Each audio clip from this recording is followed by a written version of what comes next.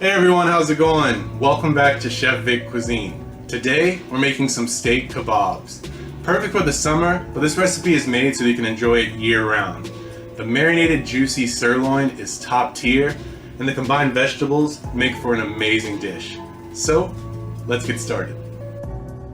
Alright, for the ingredients, we're going to start with the marinade, and we're going to need a 1/3 cup of balsamic vinegar, a 1/4 cup of soy sauce, 3 tablespoons of Worcestershire sauce, 2 tablespoons of extra virgin olive oil, 2 tablespoons of fresh rosemary finely chopped, 3 cloves of garlic minced, 2 teaspoons of Dijon mustard, 1 teaspoon of black pepper, and a 1/4 teaspoon of onion powder. And for the kebabs themselves, we're going to need 1 pound of top sirloin steak, 8 ounces of mushrooms cleaned and halved, 1 red bell pepper, 1 yellow bell pepper, half of a large red onion, 2 tablespoons of extra virgin olive oil, and some salt and black pepper to taste. And for garnishment, we're going to use some chopped fresh parsley.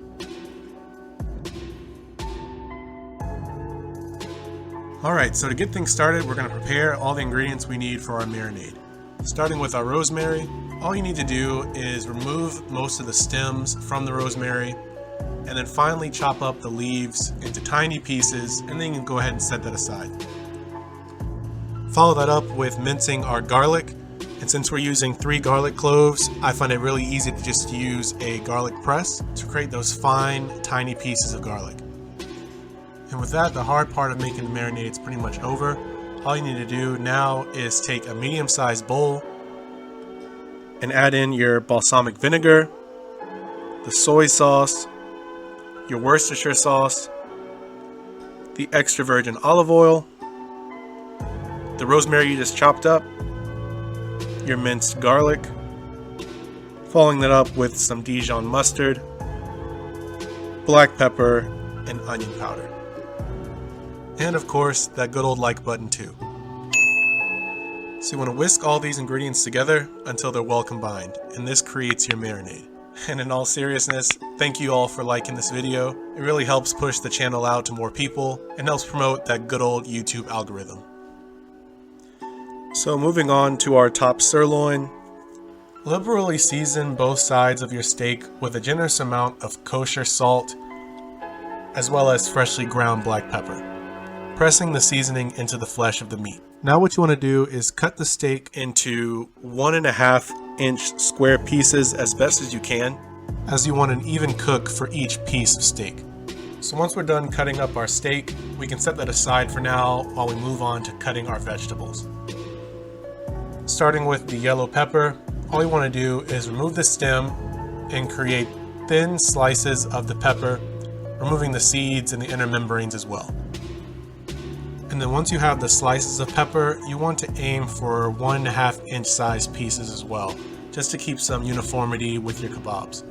And the same exact process applies to your red bell pepper as well. With your half of a large red onion, what I like to do is quarter it and then peel the layers apart from each other, and that's about the size that you want to use in our steak kebabs. For the mushrooms, all you need to do is slice them in half lengthwise, and that's about the appropriate size for our kebabs as well. Just make sure you do a thorough job of cleaning your mushrooms prior to using them. So now we're ready for the marinating process, and for that we're going to use a large mixing bowl, and we're going to place our sirloin into that bowl, followed by our mushrooms, the red onions, our red bell peppers, as well as our yellow bell peppers. Pour the entire marinade over this mix, and then using either some tongs or your hands. You want to mix these ingredients together until each piece of the vegetables and the steak are fully coated in the marinade. And now you want to allow this mix to marinate for at least 1 hour, but max up to 8 hours or overnight. If they do have a long marinating process, when you remove them from the fridge, just allow them to come back up to room temperature. Otherwise, when you cook them, they're going to seize up and become a pretty dry and tough steak. But either way, once they're done marinating, we're now ready to move on to making our kabobs. And so first things first, you want to preheat your oven to high heat, or 425 degrees Fahrenheit or 218 degrees Celsius. And similarly, you want to take a large frying pan and heat that over high heat as well, in preparation for our searing process. And so the order of the ingredients for the kabobs is really up to you, but I'll just share with you how I like to do it. To each skewer, I like to add on a red bell pepper, a piece of the steak, a red onion, mushroom, a yellow bell pepper, another piece of steak, another red bell pepper, and then finally another mushroom. And if I still have room on that skewer, I'll repeat the pattern above, but I'll switch the order of the red and yellow bell peppers. And the same thing goes if I'm starting with a new skewer too. So I'm not sure if an acronym will help you with the pattern that I like to use, but just think of it in your head as RSOMYSRM, and that'll change to YSOMRSYM. And I'll try to put a graphic on the screen to make that easier to understand. But like I said before, the order of it is really up to you. I just think, in my personal opinion, the final setup that I mentioned is the most eye-catching. And once you've prepared your kabobs, I also like to add on a thin sprinkling of salt and black pepper over the entire kebab, specifically on the vegetables, just to bring out some more flavor from them. Now for the searing step of this recipe, your pan should be nice and hot, and if it's not a non-stick pan, you can spray it with some non-stick spray.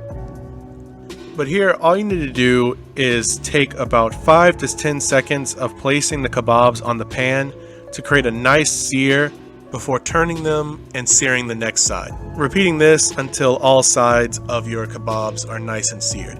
This will help trap in all that juicy flavor within the kabobs once we finish cooking them in the oven. You want to repeat this for the remaining steak kabobs. So once they're seared, you want to place them on an aluminum wrapped baking pan. Brush on any excess marinade that you may have left onto each steak kebab, and then you want to allow these to bake for about 10 to 13 minutes, depending on the type of cook you want for your steak.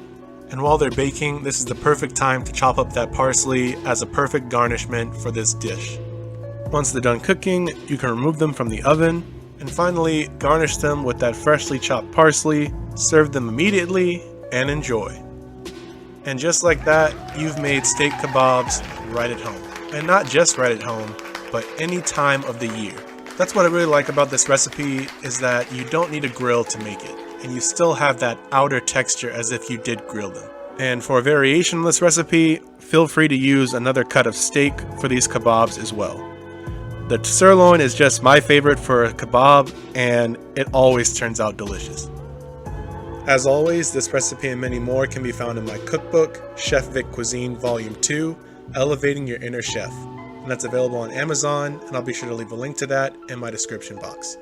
And feel free to click the pop-up on the screen for more information on that as well. Thank you all so much for watching, and if you've enjoyed this video, don't forget to smash that like button for me.